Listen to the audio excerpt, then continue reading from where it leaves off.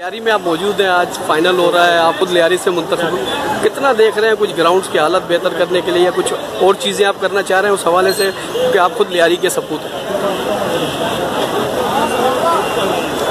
जी सबसे पहले तो मैं आज की कामयाब टीम को दिल की गहराइयों से मुबारकबाद पेश करता हूँ। जो दूसरी टीम थी वो मेरी अपनी टीम थी।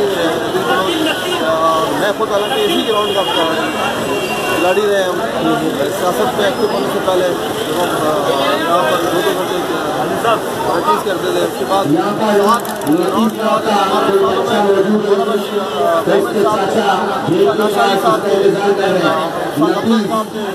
और लेकिन वो गेम अब नज़र नहीं आता। जरूरत है समझ की कि हम अपने नौजवानों को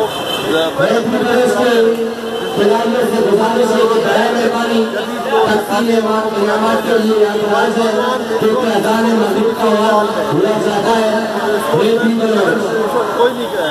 इस वक्त जो मुल्की हालात हैं वो भी माशी तौर पर कोरोना की वजह से मुतासर हुए।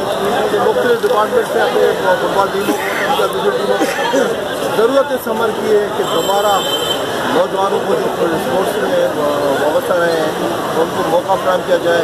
इन डिपार्टमेंटल एंड फुटबॉल के जरिए इंशाअल्लाह ताला एक ऐसा वक्त आया कि पाकिस्तान का परचम जो दुनिया के फुटबॉल ग्राउंडों पर इन्हीं नौजवानों की वजह से। शकूर साहब, एक चीज़ है कि प्राइम मिनिस्टर का मोटिव है कि प्राइवेट सेक्टर को आगे लाया जाए और डिपार्टमेंट की वो नहीं है, जबकि आप कह रहे हैं कि डिमांड है कि डिपार्टमेंटल फुटबॉल होनी चाहिए, क्योंकि अगर फुटबॉल या डिपार्टमेंट कोई भी नहीं होगा तो स्पोर्ट्स कैसे आगे जाएगी। जरूरत है समझ में ज़ाती तौर पर मेरी अपनी राय है और मैं समझता हूँ मैं अपनी राय से हम प्राइम मिनिस्टर साहब को भी कन्विंस करने की कोशिश कर रहे हैं। और लेकिन पूरे मुल्क के हालात से डिपार्टमेंट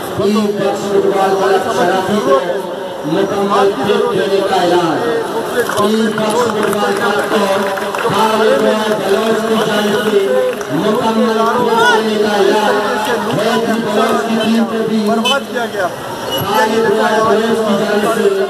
पाकिस्तानी स्टील मिल 500 अरब तक जिलों में जो मुनाफे में इदारे चल रहे हैं उन इदारों में फुटबॉल सबसे बेहतरीन गेम